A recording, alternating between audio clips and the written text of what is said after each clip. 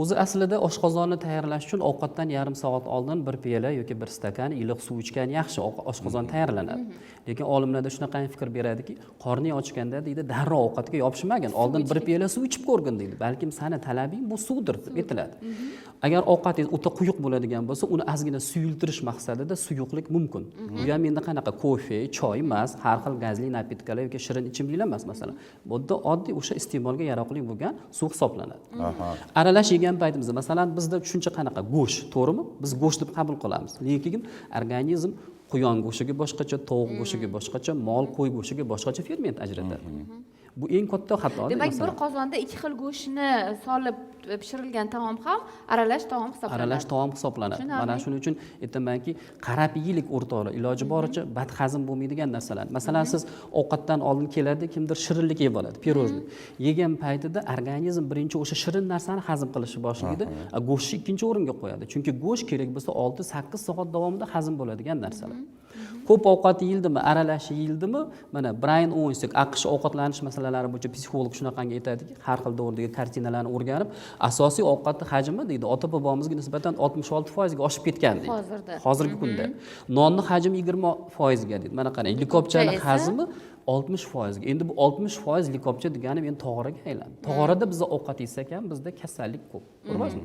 Aynan hozir mana respublikada 2022-yilgacha aholi orasida yuqumsiz bo'lgan kasallikka oldini olaylik deyilyapti.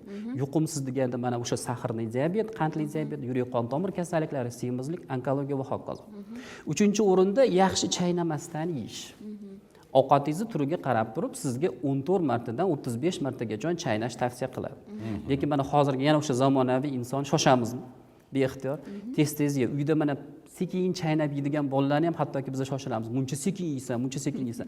Qancha chaynab yeydigan bo'lsangiz, sizda shuncha vitamin ko'proq ajraladi.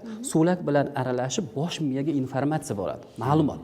Va yana o'zimdan bilaman, 30 marotibagacha chaynashni o'zim odat qilganman va 30 marotibagacha chaynaguningizgacha ovqat yo'q bo'lib ketadi. Shu og'iz bo'shlig'ini o'zidayoq parchalanib, undan faqat so'lak qoladi xolos. Chaynayotganingizda sanab chaynaysiz. Sanab chaynayman. 30 marotaba.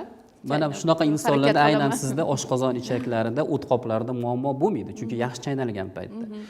Bu ma'lumot miyaga boradimi? Miya ichki a'zolarga aytadi. Bu odam deydi, mol go'shti yoki qo'y go'shtini chaynayapti. Hozir sizga deydi, ichki a'zoga, o'sha ichki a'zolarga sizga shunaqangi ovqat boradi. Ko'ryapsizmi? Bu demakki, oshqozon osti bezi, o't qopi, jigar shunga xos fermentlarni ishlab chiqarishni boshlaydi. Juda ham yaxshi narsalar. Suyuqlikni ko'p ichish, mana o'sha aynan siz aytgan savolingizga javob. Bo'lar bo'lmasga hattoki mastavani ham, sho'rvani ham suv bilan ichadigan odamlar bor. Choy bilan tinimsiz ichaveradiganlar bor. Odat bo'lib qolgan xolos. Odat, bu eng yomon odat. Yoki bo'lmasa mana hozirgi o'sha 7 oylik, 1,5-2 yoshli bolalarga qarasangiz, o'sha bolalar uchun mo'ljallangan butilkachalariga 1 tonna qilib masalan shakar aralashtirib tinimsiz ichib yuradigan bolalarni ko'rasiz.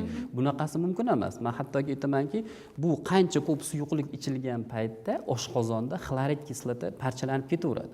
Qarabsizki, ovqat hazm qilish yana jarayoni sekinlashib ketadi va buzilishiga sababchi bo'ladi.